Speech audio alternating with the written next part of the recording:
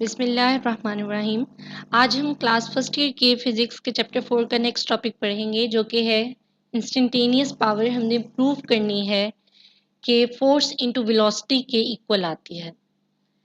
तो स्टार्ट है ये स्टेटमेंट से कि let F is the constant force. F कोई भी कांस्टेंट फोर्स है, ये बात बहुत इंपॉर्टेंट है कि फोर्स कांस्टेंट है। इधर किसी भी मूविंग बॉडी पे ये फोर्स एक्ट कर रही है और उसकी एक कांस्टेंट वेलोसिटी है जो कि है v, उस बॉडी की वेलोसिटी है। तो पावर हमने प्रूव करनी है अब कि इस कांस्टेंट फोर्स और इस कांस्टेंट वेलोसिटी के प्रोडक्ट के इक्वल होगी। Then the power delivered to the body at any instant is given by. Prove कैसे करेंगे कि पावर है हमारे पास work done divided by time, और इंस्टेंट पे है तो हमने लिया delta W divided by delta T.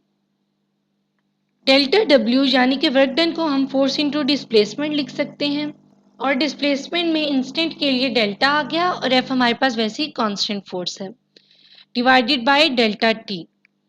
F dot delta D divided by delta T को एक साइड पे कर लिया, ब्रैकेट्स में ले लिया क्योंकि इसे हम इक्वल कर लेंगे वेलोसिटी के, और साथ हमारे पास एंगल आ जाएगा। Displacement by time equal to velocity. तो power is equal to F V cos theta. अब हमारे पास फोर्स इंटू वेलोसिटी प्रूव हो गया कि पावर इक्वल होती है फोर्स इंटू वेलोसिटी के। ये एक छोटी सी डेरिवेशन है जिसके तहत आप प्रूव कर सकते हो। Power can also be defined as the scalar product of force applied on the body and its velocity. Scalar product है force का applied on the body and its velocity की। इधर हम force की direction नहीं लेंगे। Force into velocity and cos theta.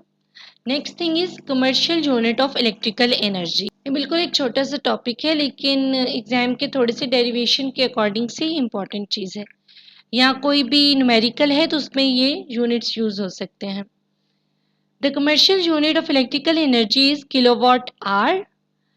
Kilowatt hour is the work done. अब kilowatt hour जैसे नाम से पता चल रहा है वर्क डन आपके पास किस हिसाब से होगा, टाइम आर आ गया और पावर जो होगी वो 1 किलोवाट होगी, उसके नाम से जाहिर हो रहा है।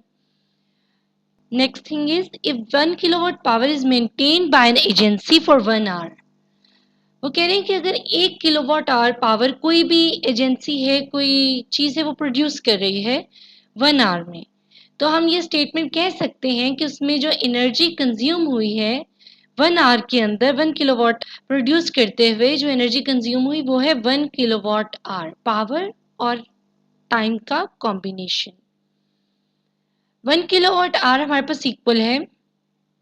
अब जैसे इधर कहा कि 1 किलोवाट पावर और 1 आवर, तो ये 1 किलोवाट पावर और 1 आवर का कॉम्बिनेशन, उनकी multiplication with equal to 1 kilowatt hour. Simple उसी चीज़ को उन्होंने खोल के लिख दिया है। तो अब इसको हम जाउल पर सेकंड में लिख सकते हैं 1 वाट को। तो 1000 watt is equal to 1000 joule per second multiply by 3600 seconds. इस सब को मल्टीप्लाई कर देंगे तो हमारे पास आ जाएगा 36 लाख जाउल। ठीक है, ये वैल्यू आ गई हमारे पास इसे मल्टीप्लाई करने से, जिसको हम इस फॉर्म में लिखेंगे 3.6 multiply by 10 raise to power 6 joule. 10 raise to power 6 हमारे पास मेगा को डिनोट करता है, तो 1 kilowatt hour is equal to 3.6 mega joule energy produce हो रही है। ये था हमारा आज का लेक्चर। आई होप आपको ये टॉपिक क्लियर हुआ होगा। अगर आपकी कोई भी कंफ्यूजन है तो आप कमेंट सेक्शन में पूछ सकते हैं। इस वीडियो को लाइक करें, कमेंट करें, शेयर करें और चैनल को ज़रूर सब्सक्राइब करें।